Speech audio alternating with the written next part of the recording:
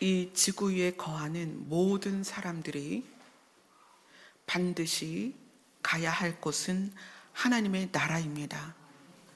한 영혼도 잃지 않기를 원하시는 그 아버지의 소원이 한 사람 한 사람에게 적용되어서 아버지의 나라를 가고자 하는 한 영혼도 잃지 마옵소서. 오늘 우리의 예배를 받아주시고 한 사람 한 사람을 기쁨으로 받아주시옵소서. 예수님 이름으로 기도드리옵나이다. 아멘. 광고 한 말씀 드릴게요. 저희 교회가 군부대 선교를 하고 있습니다. 그래서 정기적으로 제가 가서 설교를 하는데 지난주에 다녀왔어요. 근데 군부대 환경이 굉장히 열악합니다. 뭐 성도가 있어서 헌금이 나오는 것도 아니고 다 군인들이고 군인 가족들이기 때문에 환경이 되게 열악해요. 근데 지난번 설교를 갔을 때 모니터가 안 나오더라고요. 그래서 물어봤더니 잘 모르겠다, 왜 이게 안 나오는지. 근데 이번 주에 갔는데 또 안 나오는 거예요, 모니터가. 그래서 모니터를 좀 바꿔줘야 되겠다. 그게 너무 오래됐고 되게 두꺼운 모니터예요. 그래서 혹시 여러분 중에 감동이 되시는 분이 있으면 부목사님께 말씀을 해주세요. 49인치입니다. 어젠가요? 네, 부목사님이랑 예찬이랑 군부대에 들어가서 모니터 확인을 하고 왔습니다. 네, 군부대 예배를 갈 때마다 너무 감사하고 은혜인 게 뭐냐면 하나님의 말씀을 한 번도 듣지 못했던 청년들이 군부대라는 특성상 교회를 올 수 있는 상황이 조건이 주어지는 거예요. 그래서 이번에도 예배가 한 60명쯤 모였습니다. 근데 되게 재미있는 거는 저희 교회가 한번 가서 예배를 드리면 그 다음 주부터 사람들이 늘어요. 그런데 제가 다시 갈 때쯤이면 이상하다. 분명히 소문을 듣고 왔는데 없는 거야. 그 목사님도 없고 팀도 없어. 그럼 이제 수가 줄어요. 제가 갔을 때는 조금 줄은 상태예요. 저희 교회가 갔다가 그 다음 주에는 또 늘어요. 한 80명, 90명 모여요. 그래서 정기적으로 저희 교회가 가서 그 군인들의 마음이 하나님의 교회로 올 수 있도록 이렇게 돕는 역할을 하고 있기 때문에 굉장히 귀한 사역입니다. 그런데 모니터가 나오질 않아서 그건 여러분께 좀 부탁을 했으면 하는 마음이 아까 갑자기 들어서 광고를 드립니다. 선착순 한 명만 받겠습니다. 그래서 군부대 모니터를 좀 바꿔줘야 또 예배 시간에 또 활용이 잘 될 것 같아요. 자, 오늘 말씀 계시록 20장입니다.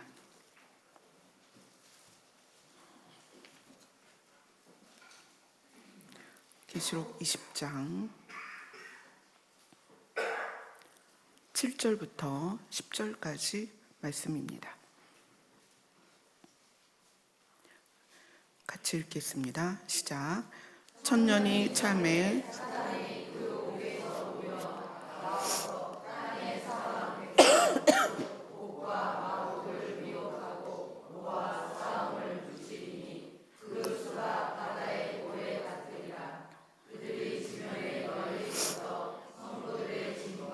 사랑하시는 성을 두름에 하늘에서 불이 내려와 그들을 태워버리고 또 그들을 미혹하는 마귀가 불과 유황못에 던져지니 거기는 밤낮 괴로움을 받으리라. 아멘. 어제 이제 다른 교회 청년들하고 모임이 좀 있었습니다. 그래서 1시부터 6시까지 굉장히 긴 시간 말씀을 나눴어요. 남자 청년 한 사람이 물었습니다. 목사님, 세상에서는 일반적으로 사람은 고쳤을 수 없다고 하는데 사람이 바뀔 수 있습니까? 라고 물어요. 여러분의 생각은 어떻습니까? 사람은 바뀝니까? 안 바뀝니까? 바뀝니까? 안 바뀝니까? 여러분 자신은 바뀌었습니까? 안 바뀌었습니까? 바뀌었어요. 그 청년이 이제 결혼하고 얼마 안 돼서 이제 아이도 하나 낳았고, 근데 큰 교회를 다니면서 안 바뀌는 사람을 많이 봤던 거예요. 그래서 세상이 말하는 사람은 고쳤을 수 없다라는 것이 교회 안에서도 그대로 적용되는 것 같은 거예요. 목사님, 왜 사람은 바뀌지 않습니까? 사람은 바뀔 수 없습니까? 어떻게 하면 바뀝니까? 그런데 저는 바뀐 사람을 많이 봤습니다. 여러분이 고백한 것처럼 여러분은 스스로 바뀌었다고 이야기를 합니다.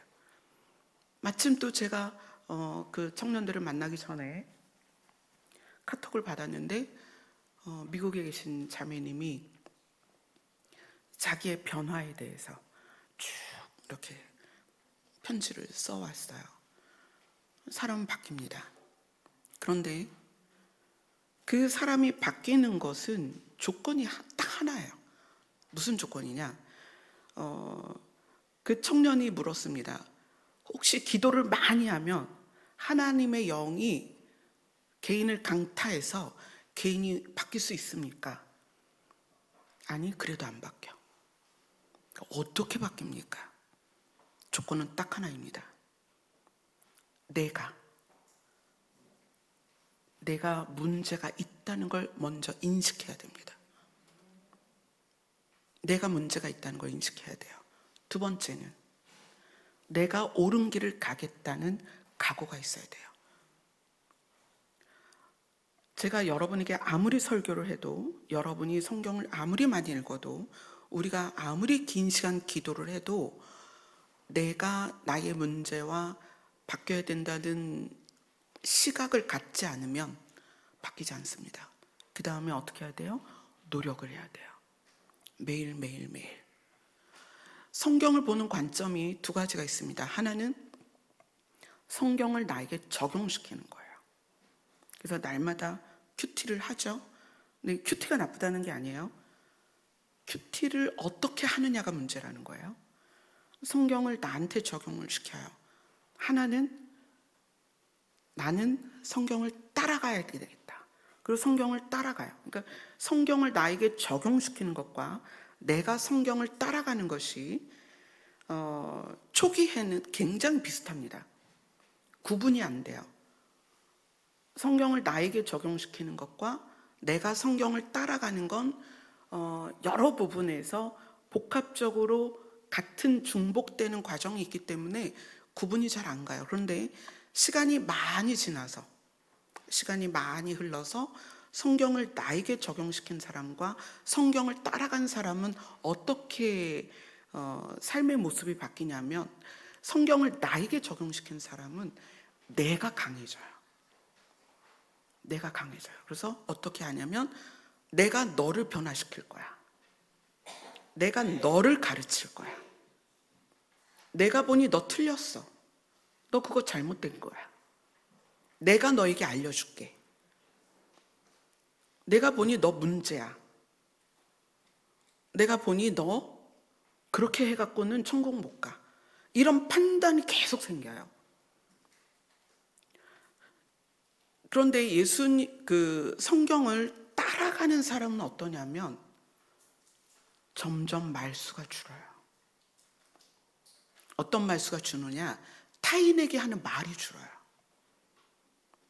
왜냐하면 내가 성경의 권위 아래에서 성경을 따라가다 보니 내가 성경에 순종되어져요.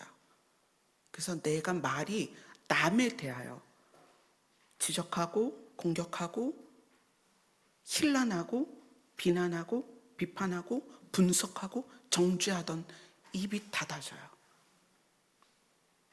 그리고 성경을 따라가는 사람은 하나하나 짐을 집니다. 내가 해야 할 목, 내 역할, 내 책임, 내가 감당해야 될 부분, 이것들을 짐을 지기 시작해요. 그리고 말없이 자기 길을 갑니다. 자기의 삶에 최선을 다해요. 아내는 아내로서, 남편은 남편으로서, 가장은 가장으로서, 부모는 부모로서, 학생은 학생으로서, 자녀는 자녀로서, 성도는 성도로서, 사역자는 사역자로서 자기의 책임을 지고 갑니다. 왜냐하면 말씀이신 예수님이 그렇게 가셨기 때문에 그래요. 말씀이신 예수님은 자기 짐을 십자가로 지셨지만 그 십자가는 사실 우리의 짐이었거든요. 우리의 죄짐이란 말이에요. 죄의 짐. 예수님이 그렇게 가셨는데 그분을 향하여 생명의 말씀이다. 그래서 말씀을 따라가는 사람들은 남에 대하여 판단하거나 정죄하지 않습니다. 문제가 누구긴? 내가 문제니까.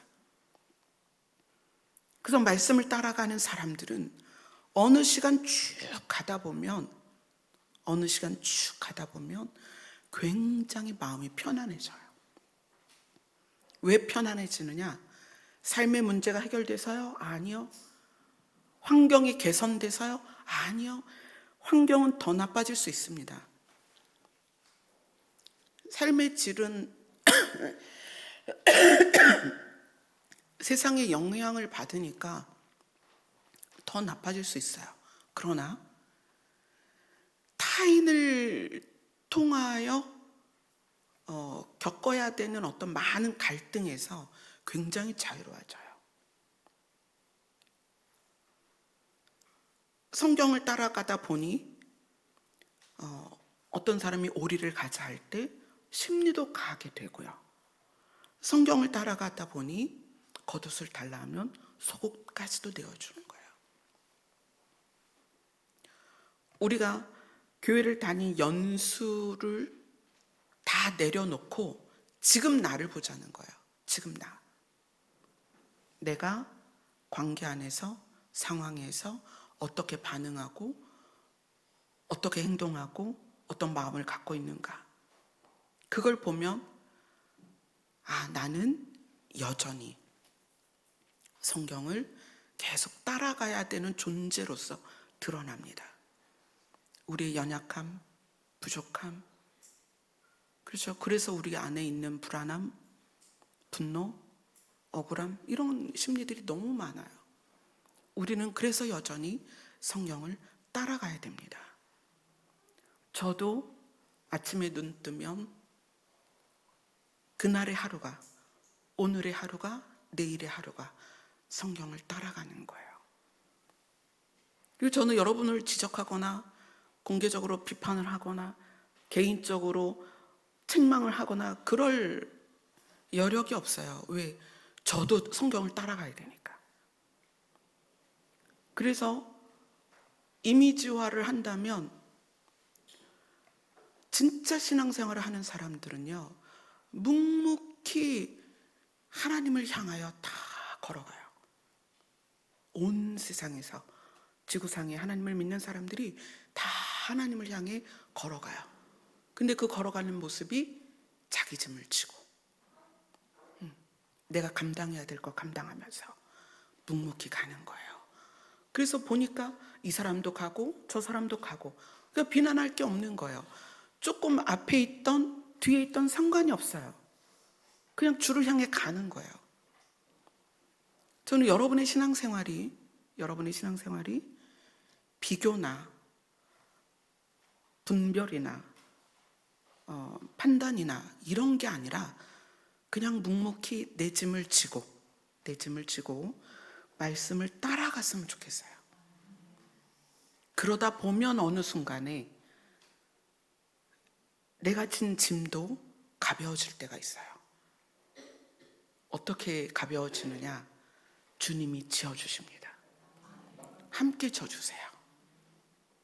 그래서 산도 넘고 바다도 건너고 사막도 지나고 사망의 음침한 골짜기도 지나가는 거예요. 여러분 다 고단하잖아요. 에덴을 떠나면 고단한 거예요. 에덴을 떠나면 가시와 엉겅퀴가 나는 땅이에요.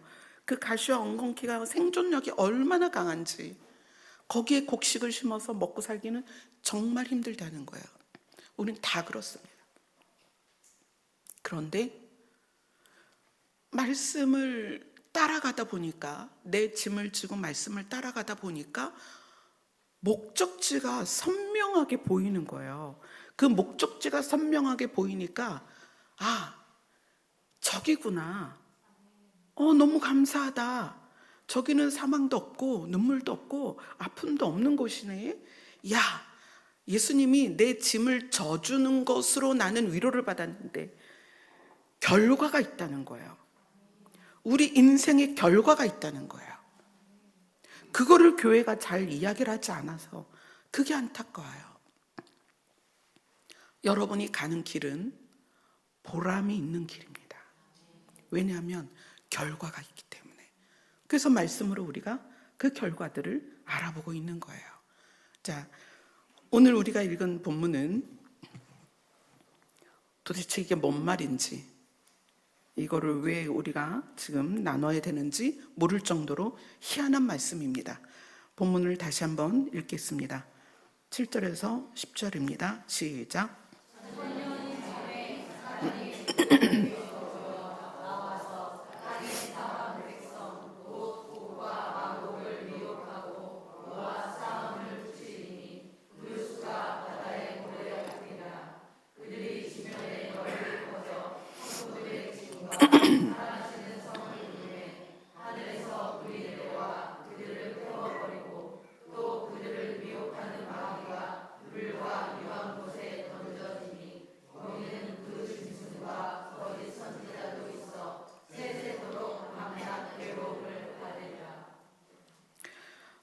계시록 20장은 천년에 대한 이야기예요.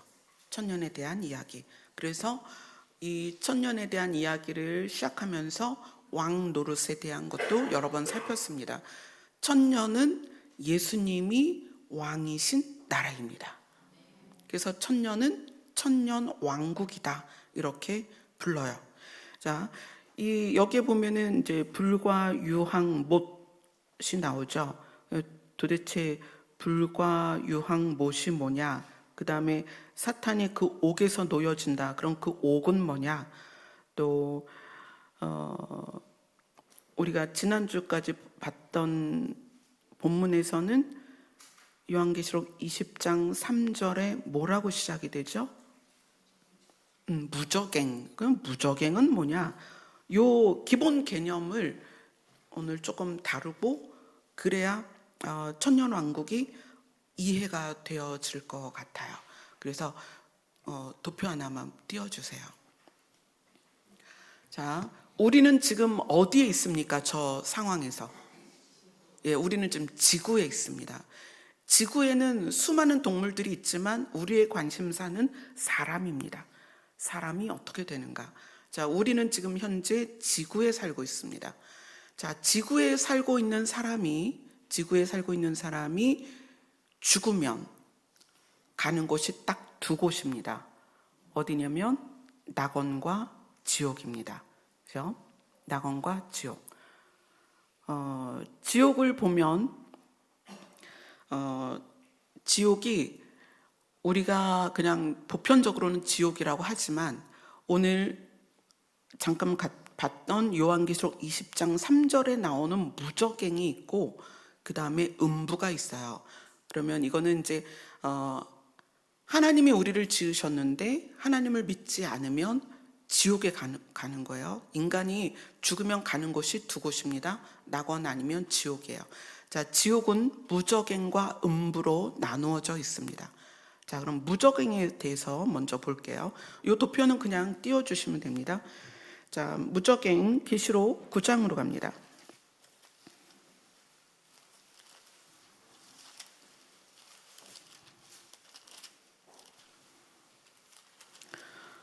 계시록 9장 1절부터 3절입니다. 시작. 다섯째 천사가 나팔을 불매 내가 보니 하늘에서 땅에 떨어진 별 하나가 있는데 그가 무저갱의 열쇠를 받았더라. 그가 무저갱을 여니 그 구멍에서 큰 화덕에 연기 같은 연기가 올라오매 해와 공기가 그 구멍의 연기로 말미암아 어두워지며 또 황충이 그 가운데로부터 땅 위에 나오매 그들이 땅에 있는 전갈의 권세와 같은 권세를 받았더라. 자, 여기에서 하늘에서 땅에 떨어진 별 하나, 이거를 이제 뭐 여러 가지 해석을 하기 때문에 사실 그 해석은 중요하지 않죠. 그가 무적행의 열쇠를 받아서 무적행을 열었더니 그 구멍에서 이렇게 나와요. 무적행이라는 것은 바닥이 없는 구멍이라는 뜻이에요. 바닥이 없는 구멍. 그런데 그 바닥이 없는 구멍이 어디에 있냐면 땅에 있다는 거예요. 그래서 그 뚜껑을 열었더니 거기에서 연기 같은, 큰 화덕의 연기 같은 것이, 연기가 올라오고 해와 공기가 그 구멍의 연기로 어두워지고 황충이 거기서부터 나와서 땅 위에 나왔다 이래요. 그러니까 이 무적행은 어디에 있는 거예요? 땅 속에 있는 거죠. 그죠? 땅 속에 있는 거예요. 자, 이 무적행이 또 어디에 나오냐면 누가복음으로 갑니다. 누가복음 8장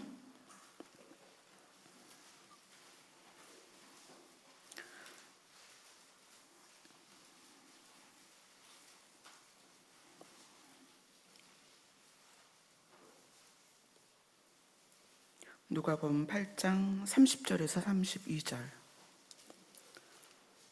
누가복음 8장 30절에서 32절 같이 읽습니다. 시작.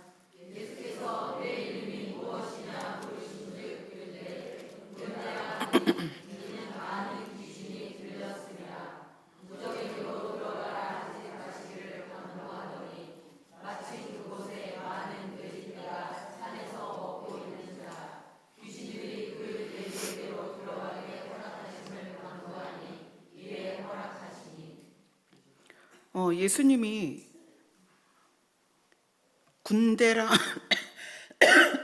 군대라 이름하는 귀신들을 만났습니다. 그러니까 그 귀신들은 예수님을 알아보죠. 예수님이 묻습니다. 네 이름은 뭐냐? 우리는 군대입니다.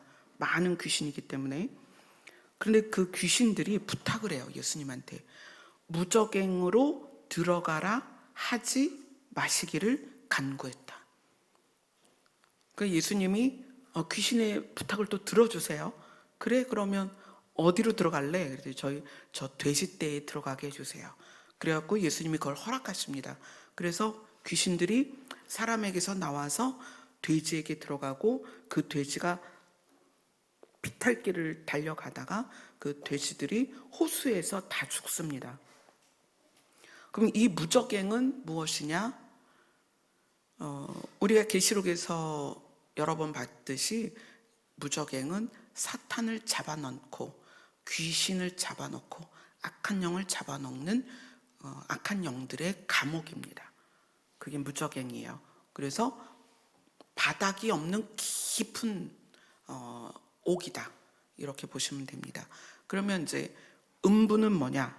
음부를 보겠습니다. 계시록, 우리가 지금 계시록을 보고 있으니까 계시록 20장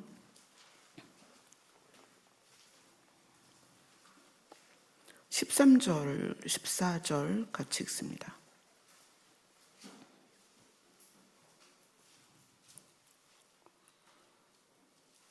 시작. 바다가 그 가운데서 죽은 자들을 내주고 또 사망과 음부도 그 가운데서 죽은 자들을 내주매 각 사람이 자기의 행위대로 심판을 받고 사망과 음부도 불못에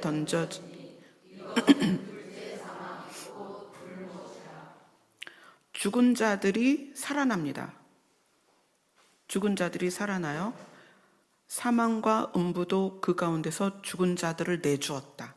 그러니까 이 음부가 죽은 자들을 받아 놓은 곳이라는 거예요. 그래서 나중에 사망과 음부 자체가 불못에 던져진다. 자, 마태복음으로 갑니다.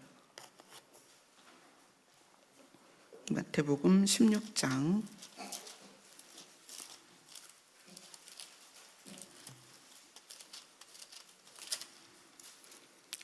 8절입니다.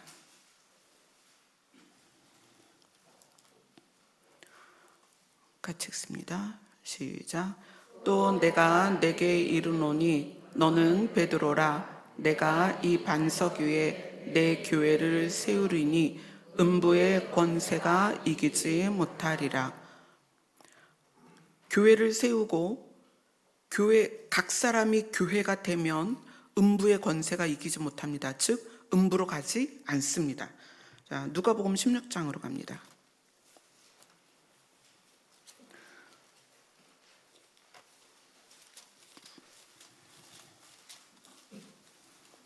누가복음 16장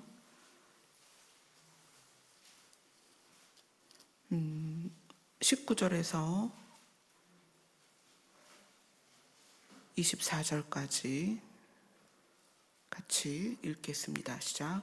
한 부자가 있어 자색 옷과 고운 베옷을 입고 날마다 호화롭게 즐기더라. 그런데 나사로라 이름하는 한 거지가 헌데투성이로 그 부자의 상에서 떨어지는 것으로 배를 하며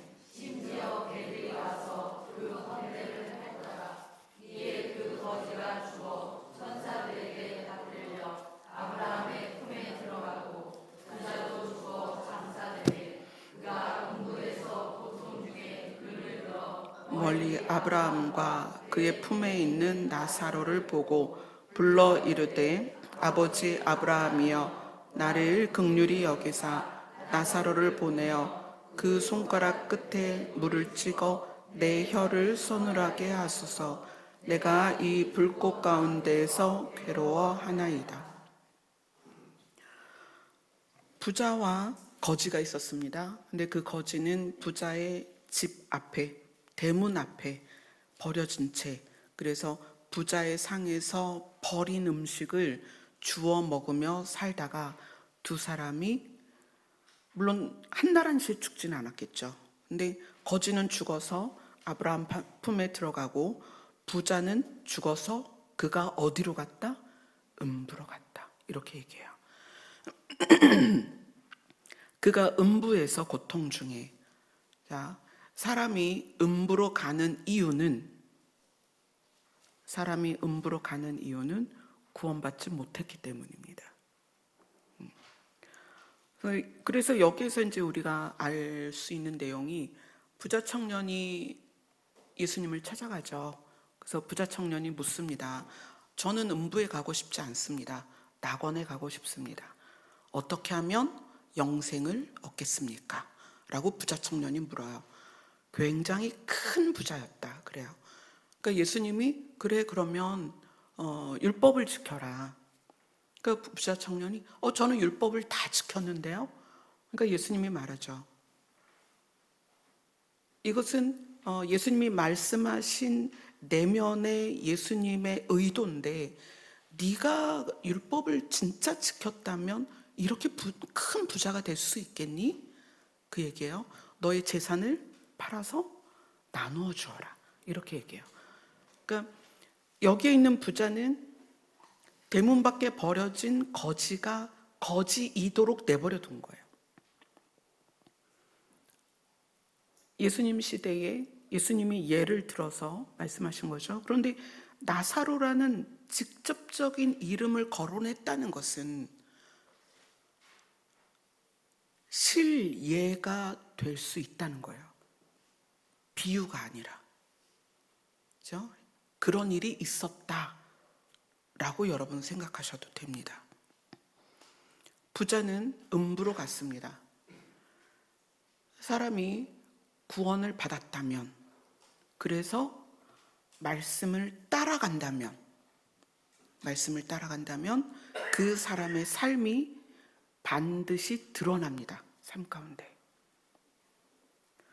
만약에 부자가 말씀을 따라갔다면, 그러니까 예수님이 말씀한 것처럼 큰 부자 청년에게 영생을 받으려면 율법을 지켜라. 그러면 그 율법의 정신을 알았다면 이 부자가 나사로를 대문 밖에서 죽도록 하지는 않았을 거라는 거예요. 여기서 말하는 이 부자도 유대인이었을 것입니다. 왜냐하면 직접적으로 거지의 이름을 호명했다는 것은 예수님이 알고 있는 유대인들 중에 이 사람들이 실제로 살았다는 얘기예요. 그러면 유대인인데 율법을 분명히 지켰을 텐데 문 밖에 부자가 먹다가 버린 음식을 주워 먹는 거지가 거지로서 죽도록 내버렸다는 것은 표면적으로는 율법을 지켰지만 내면적으로는 율법의 정신을 알지 못했다는 거예요. 그래서 유대인이었지만 어디로 갔다? 음부로 갔다. 이거 여러분 굉장히 중요한 얘기예요. 우리가 교회를 다니고 성경을 배우고 성경을 적용하고 성경을 깨달았어요. 그 다음에 우리는 성경을 따라가야 됩니다. 거기에는 나의 실제적인 순종이 있어야 되고 내 내면의 변화가 있어야 됩니다. 성경을 많이 알고 많이 배웠고 깨달은 것에서 멈추면 심리적인 변화가 절대 일어나지 않아요. 말씀을 따라가야 됩니다. 근데 그 따라간다는 것 자체가 겸손이에요.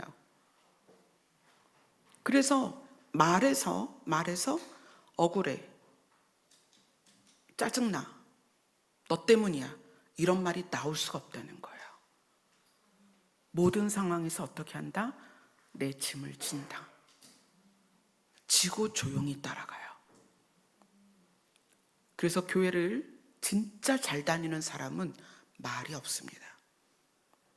관계를 안 갖는다는 게 아니에요. 사람들과 교제를 안 한다는 게 아니에요. 불평과 불만의 소리가 없다는 거예요. 원망과 질투나 시기와 분노의 말이 없다는 거예요. 말이 없다는 것은 상대에 대하여 비난하거나 힐난하는 말이 사라진다는 거예요. 오늘 이 음부라는 단어 자체에서 한 사람의 인생의 모습이 그대로 드러나는 거예요. 자, 지구에 사는 사람은 육신이 죽으면 낙원을 가든지 지옥을 갑니다. 근데 지옥은 무적행과 음부로 나뉘어요. 그래서 무적행은 사탄, 그 다음에 악한 영들이 들어가는 곳이고 음부는 하나님을 믿지 않은 사람이 들어가는 곳을 구분해서 나눌 수 있습니다. 그럼 불못은 뭐냐? 우리가 지금 계속 불못, 뭐 유황과 불이 타는 못 이렇게 나오는데 불못은 뭐냐? 우리가 보겠습니다. 계시록 19장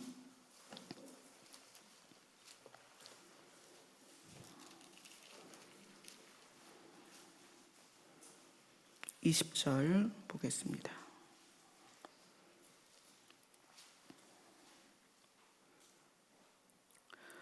같이 읽습니다. 시작. 짐승이 잡히고 그 앞에서 표적을 행하던 거짓 선지자도 함께 잡혔으니 이는 짐승의 표를 받고 그의 우상에게 경배하던 자들을 표적으로 미혹하던 자라. 이 둘이 산채로 유황불 붙는 못에 던져지고, 그 다음에 20장 10절입니다. 시작. 또 그들을 미혹하는 마귀가 불과 유황 못에 던져지니 거기는 그 짐승과 거짓 선지자도 있어 세세토록 밤샘을 받으리라. 자, 여기까지 보면 불과 유황 못에 마귀도 들어가고 짐승, 그러니까 마지막 한 일회 동안 사람들을 괴롭히는 짐승, 그 다음에 거짓 선지자가 들어가서 세세토록은 절대로 거기서 나올 수 없다는 거예요. 무적행에서는 나왔었죠. 지금 오늘 본문이 사탄이 그 옥에서 놓였다의 그 옥은 무적행입니다. 음부도 둘째 부활 때는 죽은 사람들이 음부에서 나와요. 그렇지만 이 불못은 세세토록이라고 표현되어 있어서 불못에 한번 들어가면 다시는 나올 수 없습니다. 그 다음에 계시록 20장 14절 13절부터 15절까지 같이 읽습니다. 시작.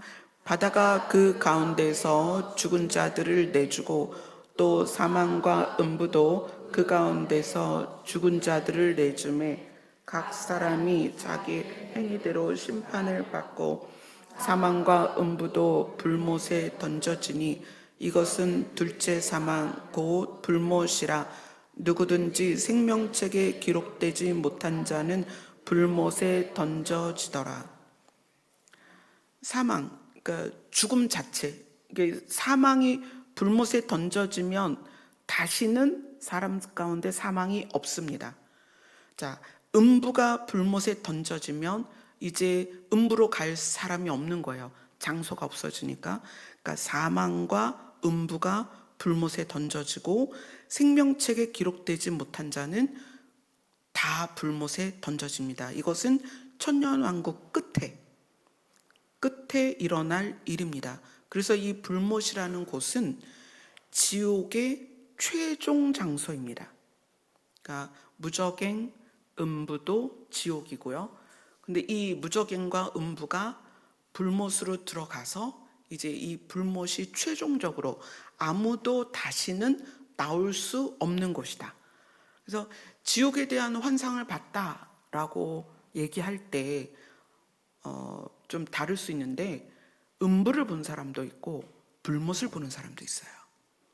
그래서 지옥에 대한 환상의 내용이 다를 수 있습니다. 경험치가 좀 다를 수 있어요. 그래서 여러분들이 이거를 이해하셔야 됩니다. 지구에 사는 사람이 하나님을 믿지 않으면 지옥에 갑니다. 지옥에 가는데 사람은 음부로 가요. 그리고 최종적으로는 불못에 들어갑니다. 이게 과정이에요. 음부에 있던 사람들은 천년왕국 끝에 거기에서 살아납니다. 무엇을 위하여 살아나는 거예요? 심판을 위하여 살아나는 거예요. 그 다음에 어디로 다 들어가요? 불못으로 다 들어갑니다. 이 과정을 기억하셔야 돼요. 그래서 우리는 죽으면 끝이다, 아니다. 죽으면 끝이 아닙니다. 반드시 다 살아나요. 자, 그 다음에 우리가 이제 하나님을 믿잖아요. 그래서 우리는 천국 간다 이렇게 얘기해요. 자, 지구에서 믿는 사람들은 죽으면 가장 먼저 가는 곳이 낙원입니다. 천국은 낙원과 천년왕국과 새하늘과 새 땅을 통틀어 말하는 것입니다. 그래서 천국에 대한 환상이나 또는 입신해서 천국 갔다 왔어요 하는데 내용이 다른 경우가 있어요. 그 경우는 왜 그러느냐? 현재의 낙원과 지금 죽으면 낙원에 갑니다. 낙원과 천년왕국과 새하늘과 새 땅은 구성과 환경이 다릅니다. 그래서 저는 죽어서 천국을 경험했어요 하는데 너무 다 다르지 않아요? 왜 다르냐? 지금 입신해서 갔다 오거나 또 영으로 갔다 오거나 천국을 봤다는 것이 낙원을 볼 수도 있고 천년 왕국을 볼 수도 있고 새하늘과 새 땅을 볼 수도 있기 때문에 그래서 경험치가 좀 다를 수 있다. 자, 낙원은 성경에 누가복음 23장을 갑니다.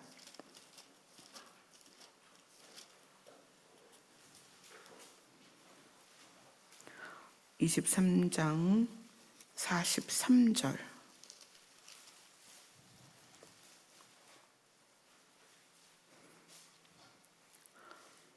같이 42절 43절 같이 읽겠습니다. 누가복음 23장 42절 43절 같이 읽습니다. 시작. 이르되 예수여 당신의 나라에 임하실 때 나를 기억하소서.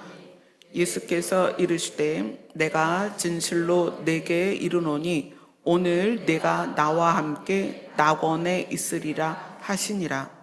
예수님이 십자가상에서 한 강도에게 말하는 거예요. 그 강도가 예수님 당신의 나라에 임하실 때 나를 좀 기억해 주세요 그랬더니 예수님이 진실로 네게 이르노니 내가 약속할게. 오늘 내가 낙원을 갈 때 너와 함께 갈 거야. 내가 낙원에 너를 데리고 갈게 라는 약속이에요. 그래서 이 낙원이라는 단어가 예수님이 이 땅에서 죽은 사람이 어디로 가는지를 분명하게 보여주는 내용이죠. 자, 고린도 후서로 갑니다.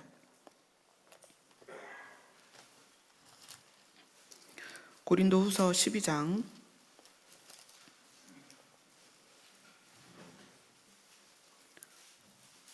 1절부터 4절까지입니다.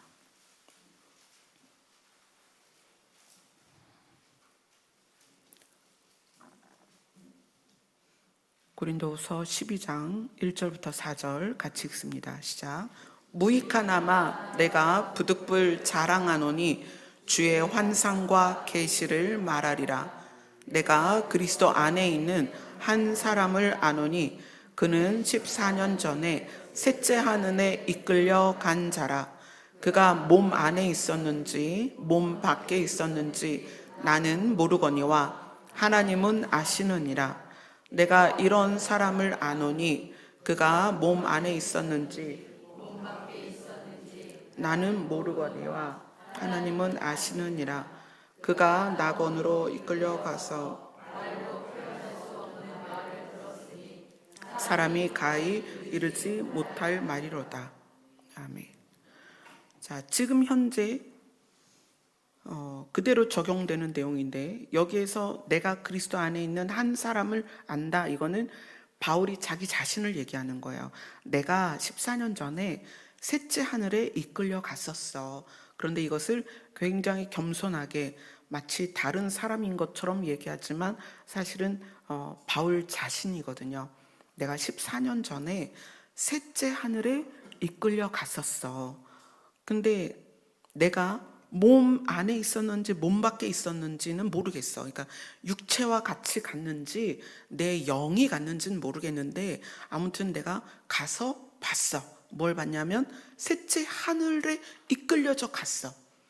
자, 셋째 하늘은 뭐냐면 첫째 하늘은 우리가 보는 대기권입니다. 우리가 지금 밖에 나가면 볼 수 있죠? 첫째 하늘.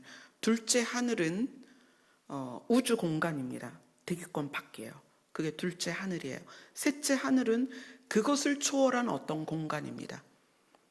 근데 바울은 대기권을 지나 우주를 지나 어떤 공간으로 들어가면서 여기는 세 번째 하늘이다 이렇게 표현을 하는 거예요.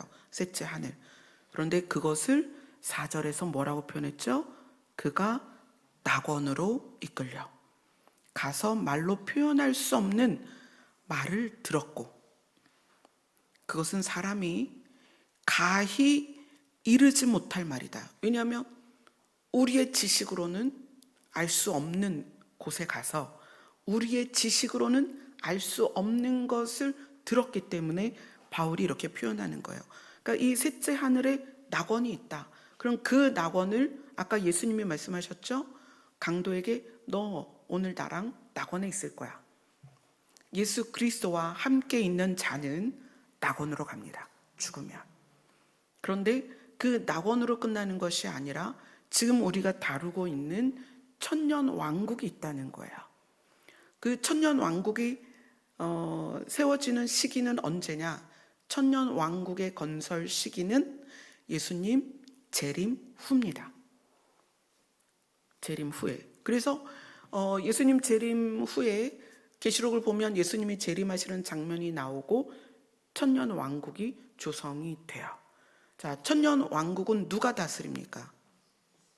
예수님이 다스리세요. 예수님이 왕이 되시는 거예요. 계시록 11장 보겠습니다.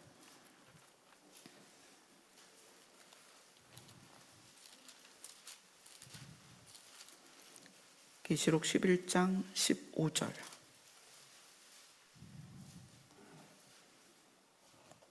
같이 읽습니다. 시작. 일곱째 천사가 나팔을 불매 하늘에 큰 음성들이 나서 이르되 세상 나라가 우리 주와 그의 그리스도의 나라가 되어 그가 세세토록 왕노릇 하시리로다. 우리 주와 그의 그리스도의 나라가 되어서 하나님과 예수 그리스도, 그리고 예수 그리스도가 왕노릇, 여기서는 이제 왕노릇이지만 통치로 표현할 수 있어요. 그리스도가 통치하는 나라가 될 것이다. 그래서 이제 왕노릇이라는 부분을 이제 우리가 계속 지금 보고 있었죠. 자, 마태복음 19장으로 갑니다.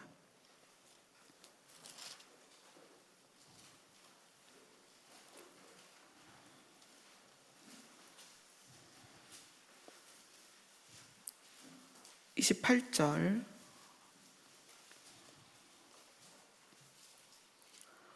마태복음 19장 28절 같이 읽습니다. 시작. 예수께서 이르시되 내가 진실로 너희에게 이르노니 세상이 새롭게 되어 인자가 자기 영광의 보좌에 앉을 때에 나를 따르는 너희도 12 보좌에 앉아 이스라엘 12 지파를 심판하니라. 자, 예수님이 이렇게 말씀하세요. 세상이 새롭게 되어 인자, 내가 나의 영광의 보좌에 앉을 때에.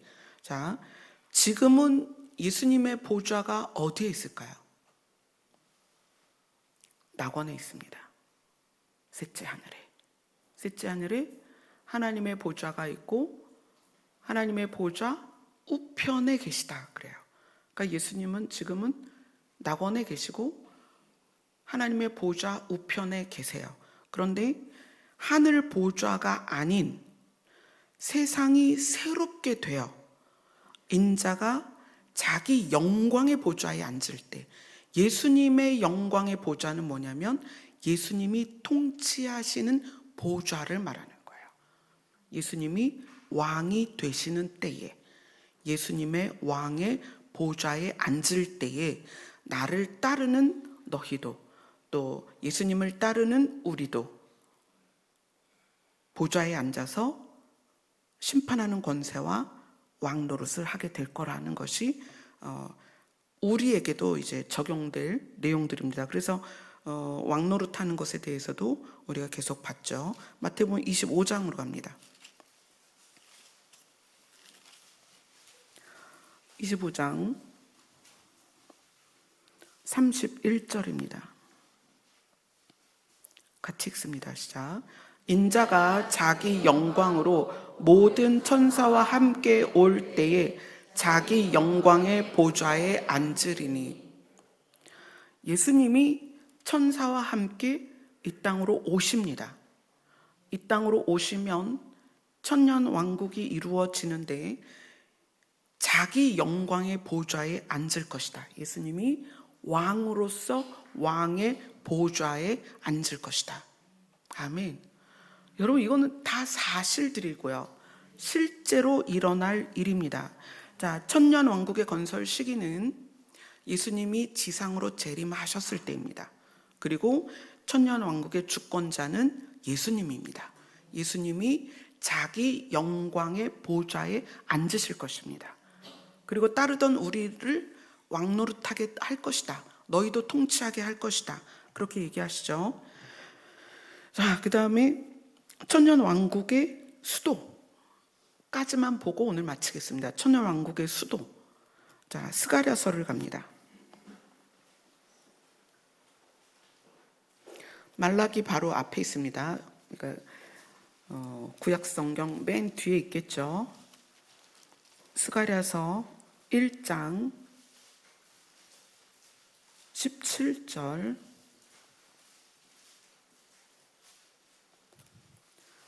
1장 17절 같이 읽겠습니다. 스가랴서 1장 17절 시작.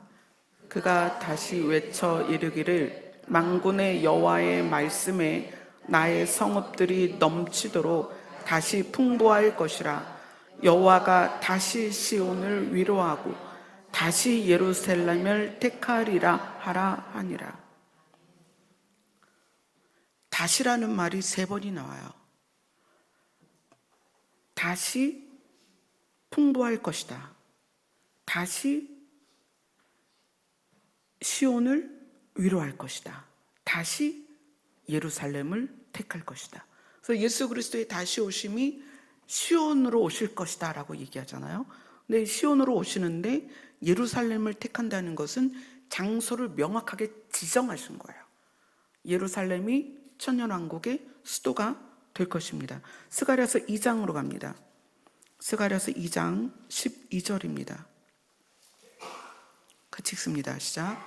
여호와께서 장차 유다를 거룩한 땅에서 자기 소유를 삼으시고 다시 예루살렘을 택하시리니.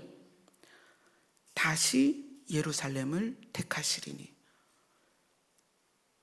미래적 이야기인데 이 스가랴서는 하나님께서 메시아로 세우실 하나님의 계획에 대한 계시거든요. 그 내용이거든요. 근데 지금 두 번이나 이야기하는 거예요. 다시 예루살렘을 택할 것이다. 자, 그 다음에 스가랴서 8장으로 갑니다.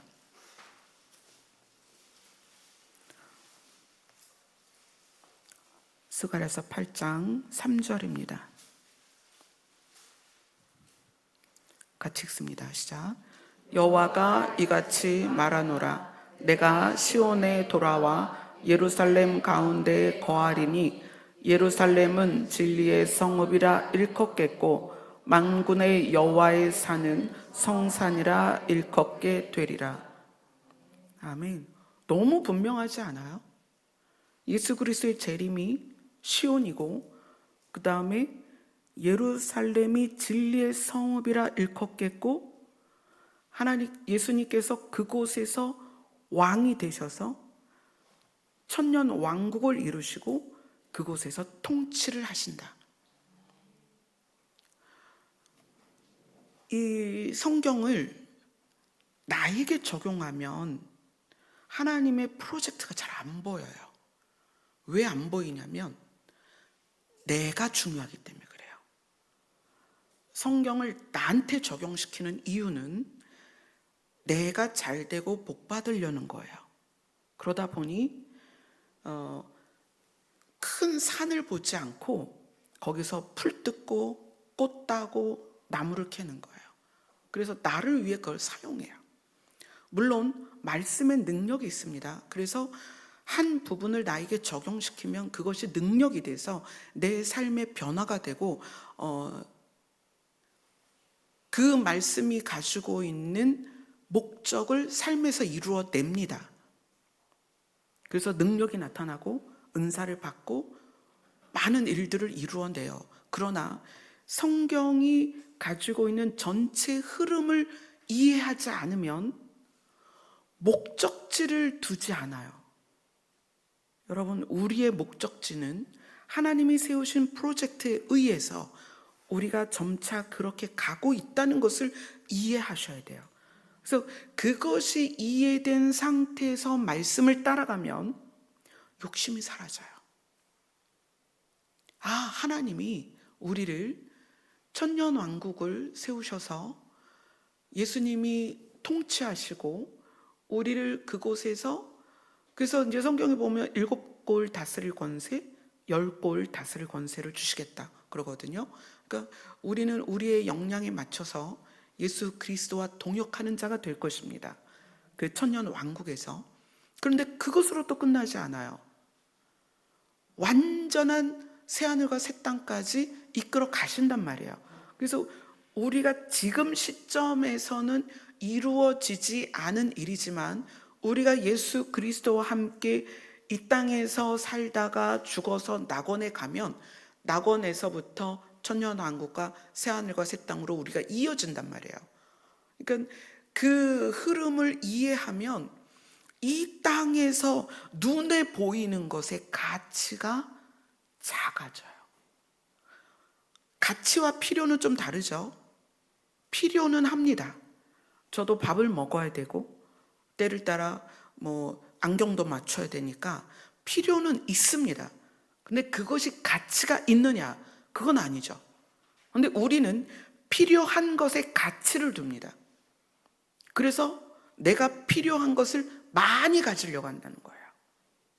그리고 잠재적 필요, 언젠간 필요할 거야.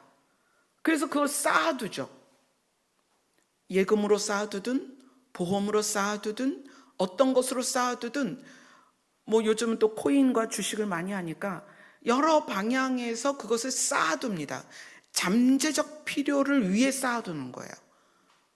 근데 그 잠재적 필요가 나를 불안하게 한다는 거예요. 우리는. 그런데 가치를 깨달으면, 필요가 아니라 가치로 내 생각이 옮겨지면, 아, 내가 하나님의 자녀로서 천년 왕국에서 왕노릇할 자이구나, 내가 새하늘과 새 땅에 갈 자구나 라고 생각했을 때에는 가치를 생각한다는 거예요. 필요 때문에 막 찾는 게 아니라 내가 누구다라는 가치관이 형성된다는 거예요. 그랬을 때 율법 때문에 혼날까봐, 하나님이 나를 싫어할까봐 누구를 돕는 거하고, 내 가치가 뚜렷해져서 내 필요와 소유가 중요하지 않다는 걸 알고 나누는 거랑 전혀 다르다는 거예요. 정말 달라요. 그래서 하나님이 나를 싫어할까봐, 또는 하나님께 잘 보이려고 성경에서 그러라 하니까 선을 베푸는 사람들은 반드시 그 후에 왜 나만 이래야 돼? 왜 나만 나눠야 돼? 억울함이 생겨요. 또 그 후에 내가 이 정도 했으면 하나님도 나에게 더 뭔가를 해주셔야 되는 거 아니야? 이런 생각을 한다는 거예요. 그러나 낙원과 천년왕국과 새하늘과 새 땅으로 이어지는 하나님의 프로젝트가 알아지면, 아, 하나님은 정말 벌레만도 못한 나를, 죄인 중에 괴수인 나를, 정말 먼지와 티끌만도 못한 나를 위하여 그렇게 계획하고 계시구나, 나를 그곳으로 인도하시는구나, 오늘도 여전히 졸지도 주무시지도 아니하면서 나를 그곳으로 인도하여 가고 계시구나, 이것이 감사하다는 거예요. 이것이 감동이 되고, 이 은혜가 알아지면 우리는 스스로 가치 있게 행동을 한다는 거예요. 필요에 주목하는 것이 아니라 내가 누구인가, 내가 어떤 가치를 가지고 있는가. 하나님이 한 생명을 천하보다 귀하다고 하는 그 가치를 내가 받았잖아요. 하나님이 나를 위해서, 여러분을 위해서 새하늘과 새 땅까지 이어지는 그 프로젝트를 만들어서 다시는 사망이 없고 눈물이 없고 아픔이 없는 그곳으로 내가 너를 데려갈게. 그것이 하나님의 책임감입니다. 아담을 만들었을 때 아담이 40일 금식해서 하나님이 아담을 만들어준 게 아니잖아요. 하나님이 만드셨습니다. 그렇게 인류가 시작이 됐기 때문에 하나님이 우리에 대하여 책임지시는 거예요. 너희들 다른 거 다 안 해도 돼. 나만 따라와. 나만 따라오면 너희들이 다시는 죽지 않고, 다시는 어둠 가운데, 다시는 눈물 가운데, 다시는 고통 가운데 살지 않도록 내가 이끌어 갈게. 여러분이 낙원과 천년왕국과 새하늘과 새 땅 중에 여러분이 어떤 기초를 쌓았습니까? 우리는 할 게 아무것도 없다는 거예요. 단지 어떻게? 그분만 따라가며, 말씀을 따라가며, 내가 내 손으로 지은 곳에 너가 있게 할 것이야. 그래서 성경은 그렇게 말합니다. 너희 손으로 짓지 않은 집에 너희를 살게 할 것이다. 그것이 하나님이 우리를 사랑하시는 증거입니다. 그래서 말씀을 보고 말씀을 깨달으면 세상에서 말을 할 게 없어요. 불평을 할 게 없다는 거예요. 남을 비난할 게 없다는 거예요. 정말 죄인 중에 괴수인 나를 이끌어 가시는 거예요. 준비해 놓고 그곳으로 데려가시는 거예요. 길어야 이 땅의 삶이 80년이다. 모세가 그랬거든요. 이 땅의 삶이 70년 아니면 80년이야. 그것만 살아내면 하나님께서 준비한 곳으로 갈 수 있어. 그런데 뭐 너네 노력할 거 없어. 주를 따라가면 돼.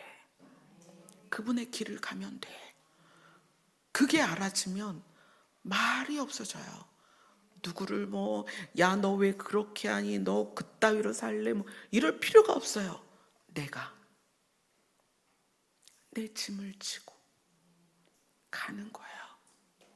그분의 나라를 향해서 그분이 가신 길을 그냥 가는 거예요.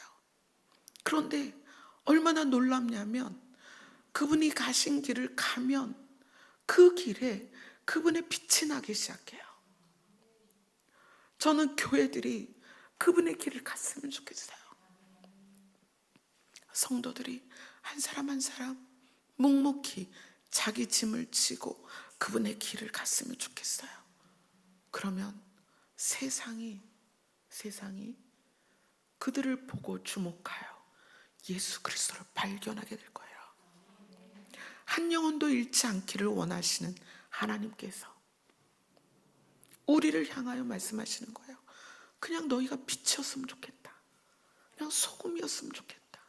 그 얘기는 뭘 하라는 게 아니에요. 예수 그리스도를 품고 우리의 짐을 지고 우리의 인생길을 가는 거예요. 누구 원망할 거 없이, 누구 탓할 거 없이, 누구를 미워할 일도 없이 그냥 내 길을 가는 거예요. 아, 뭔가를 해야 빛이 나지 않을까요? 뭔가를 해야 소금의 맛이 나지 않을까요? 아니요. 내 안에 품은 예수 그리스도가 빛입니다. 근데 그 빛이 왜 가려져요? 내가 내 필요를 위해 살기 때문에 그래요. 성경도 내 필요를 위해서, 기도도 내 필요를 위해서, 은혜도 내 필요를 위해서 받으려고 해요. 천년왕국이 계시록 끝자락에 20장 한 장 안에 간략하게 나왔지만 너무나 놀랍도록 성경 곳곳에 그것을 계시하고 있다는 거죠. 우리가 그걸 못 봤을 뿐이에요. 왜 못 봤을까요? 성경을 나를 위해 끌어왔기 때문에 그래요. 내가 어떻게 하면 복 받을까요? 내가 어떻게 하면 경제적으로 부유해질까요? 내가 어떻게 하면 건강해질까요?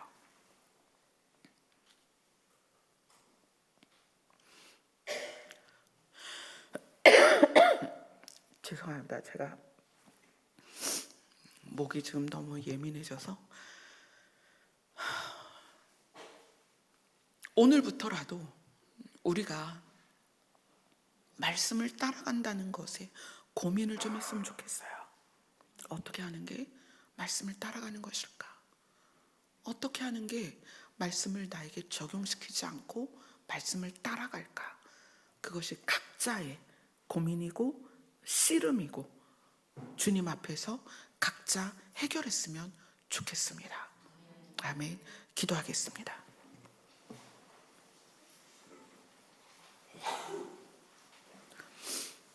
예수님께서 자기 영광의 보좌에 앉으실 날이 멀지 않았습니다.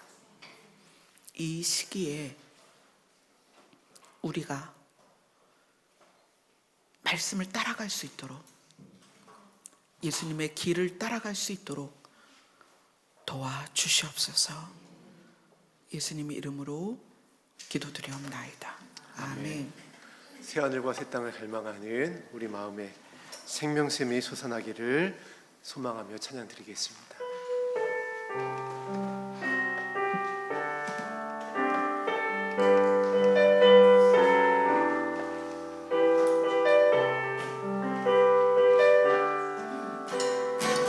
이곳에 생명샘이 솟아납니다. 이곳에 생명샘 솟아나 그들 혼자 기다릴 때에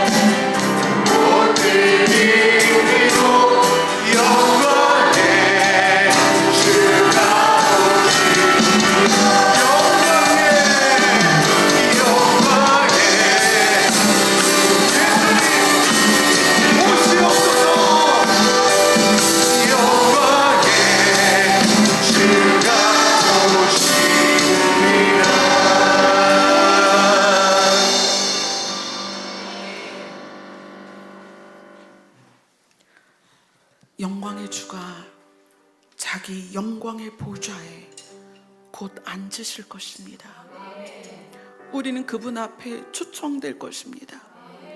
우리는 그 보좌에 앉으신 주를 보게 될 것입니다. 그날이 속히 오고 있습니다. 이제 우리는